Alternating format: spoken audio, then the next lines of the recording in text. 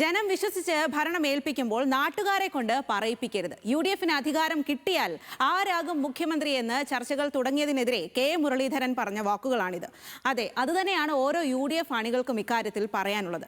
മുഖ്യമന്ത്രി എറണാകുളത്ത് നിന്നോ ആലപ്പുഴയിൽ നിന്നോ എന്നൊക്കെ ഹൈക്കമാൻഡ് തീരുമാനിക്കുമെന്നാണ് മറ്റു മുതിർന്ന നേതാക്കൾ നയം വ്യക്തമാക്കിയിട്ടുള്ളത്. ഭരണമാറ്റം പ്രതീക്ഷിക്കുന്ന UDF നേതാക്കൾ തൽക്കാലം ഇക്കാര്യത്തിൽ അഭിപ്രായം പറയാതിരിക്കുന്നതാണ് അഭികാമ്യം. ഫലപ്രഖ്യാപനത്തിന് മുന്നേയുള്ള മുഖ്യമന്ത്രി ചർച്ചകൾ UDFൽ അനുചിതമോ എന്ന് നമ്മൾ കുറച്ച് ആളുകളോട് ചോദിച്ചിട്ടുണ്ട്. മുബാറക്ക് കുറച്ച് ആളുകളോട്, കോഴിക്കോടുള്ള ആളുകളോട് ചോദിച്ചിട്ടുണ്ട്. എന്താണ് അവർക്ക് പറയാനുള്ളത് എന്ന് കേൾക്കാം. നിയമസഭാ തെരഞ്ഞെടുപ്പിലെ വോട്ടിംഗ് അങ്ങനെ കഴിഞ്ഞിരിക്കുകയാണ്. ഇനി ഫലം വരാൻ മെയ് 4 വരെ കാത്തിരിക്കണം. ഈ അവസരത്തിൽ UDFനകത്ത് മുഖ്യമന്ത്രി ചർച്ചകൾ പുരോഗമിക്കുന്നുണ്ട്. ഈ തെരഞ്ഞെടുപ്പ് ഫലം വരുന്നതിന് മുൻപുള്ള ഈ ഒരു ചർച്ചകൾ UDFൽ അനിവാര്യമാണോ? നമുക്ക് ജനങ്ങളോട് ചോദിച്ചു നോക്കാം. അത് UDFിലെ വലിയ പ്രശ്നം അതാണ്, ഐക്യമില്ലായ്മ തന്നെയാണ്. ആ ഐക്യമില്ലായ്മ തന്നെയാണ് UDFിലെ ഇപ്പം മുസ്ലിം ലീഗ് തന്നെ പറഞ്ഞു തുടങ്ങി അവർക്ക് മുഖ്യമന്ത്രി സ്ഥാനം ഉപമുഖ്യമന്ത്രി സ്ഥാനം വേണമെന്ന്.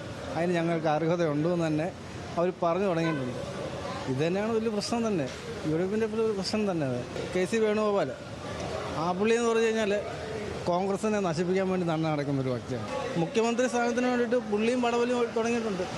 ഞങ്ങളുടെ താക്കോൽ സ്ഥാനത്തിരിക്കുന്ന വ്യക്തി എന്ന് പറഞ്ഞു നടക്കുന്ന ഒരു സാമുദായിക സംഘടനയുണ്ട്, രമേശ് ചെന്നിത്തലയ്ക്ക് വേണ്ടിയിട്ട്. ചർച്ച വരുന്ന സമയം ഏകദേശം ഈ 1 മാസം കഴിഞ്ഞിട്ടേ പാടുള്ളൂ.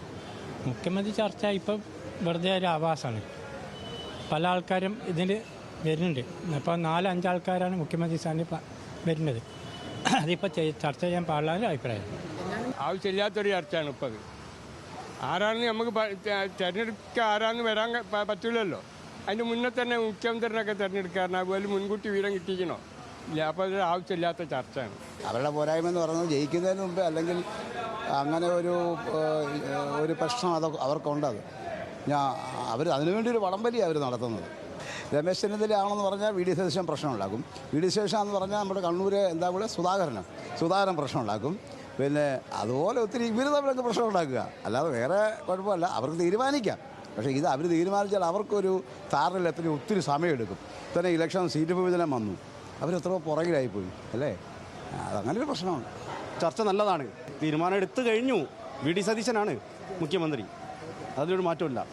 ജനകീയമായിട്ടുള്ള തെരഞ്ഞെടുപ്പ് ജനങ്ങൾ അംഗീകരിക്കട്ടെ. ജനങ്ങൾ അംഗീകരിച്ച് കഴിഞ്ഞിട്ട് അതിൽ യോഗ്യതയുള്ള ആളായിരിക്കണം. അല്ലാതെ ഗ്രൂപ്പിസ് ഉണ്ടാക്കിയിട്ട് കൂടുതലായിട്ട് UDFൻ്റെ തകർന്നു പോകാൻ UDF നല്ലതാണെങ്കിൽ പോലും UDF അധികാരത്തിൽ എത്താതിരിക്കാനുള്ള കാരണം തന്നെ ഇതാണ്.